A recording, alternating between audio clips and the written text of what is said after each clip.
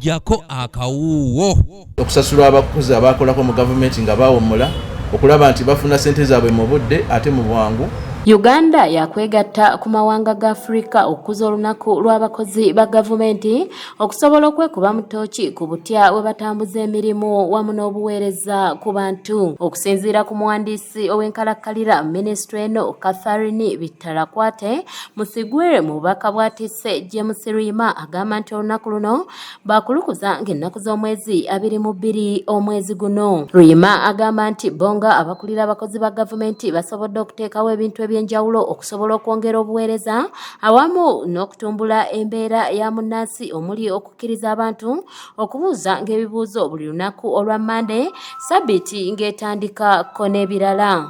Mu Uganda tulina ebintu bibiri nnyo bye tukoze okulaba nti tugenda ku mulamu okwo. Nagambye twateekawo gavumenti ez'ebitundu andi zituyambye okuwa amaanyi abatuuze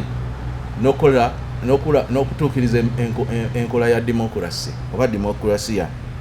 Tuloteekawo ekintu kye bayita baraza concept mu local governments abatuuze bwe basobola okuwa kajojijoji w'ebibuuzo ku bakozi ba gavumenti ne babawa ansa era ne bababuulira n'ebizibu byabwe. Ono agamba nti okunnyikiza obulungi obuweereza balambula ebitongole bya gavumenti so n'olwekyo tebagenda kujaguza bujaguza nga n'abamu bwe bagamba wabula bagezezzaako okutumbula obuweereza eri abantu. Kakati oluso tulinawo ne kye tuyita client charter, waliwo eringa ndagaano, waliwo publication oba ekiwandiiko ekikolebwa Ministries Department Agency ng'akalagaano akawaayo obweyamo ku mirimu gye tugenda okukola, era akalagaano ako mulimu engeri abantu ba bulijjo gye basobola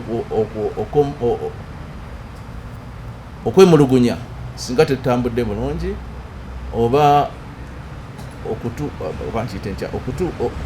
okutuwa feedback ku bye tukoze obulungi. Bwe batyo basabye n'abasomesa abali mu keediimo okudda ku mirimu gyabwe kubanga omukulembeze w'eggwanga ko ne baminisita bali mu kulaba butya bwe basobola okusalira embeera eno amagezi okumala wa keediimo. Nti nga bwe twogerera wano olukiiko olukulu olwa cabinet I think luli mu State House okuteesa ku nsonga eyo, era mujja kuba mutegeezebwa ebinaava mu nsonga ezo, naye ng'ebyo bikyagenda mu maaso twandisabye abasomesa badde bagira baweereza kubanga ensonga yaabwe eri mu kukolebwako. Olunaku luno lwakozibwa wansi w'omulamwa ogugamba nti okusembeza abantu ne gavumenti okwongeza obuweereza kono okukulaakulanya ensi yaffe.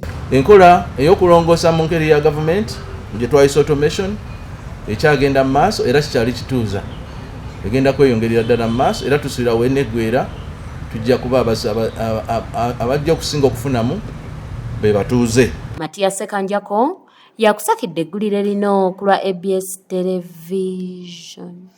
Enkola eyo yagenze etambula mu bitongole byonna, kati bw'oyogerera passport nyangu okufuna, bw'oyogerera driving permit nyangu okufuna n'ebirala ebiringa ebyo.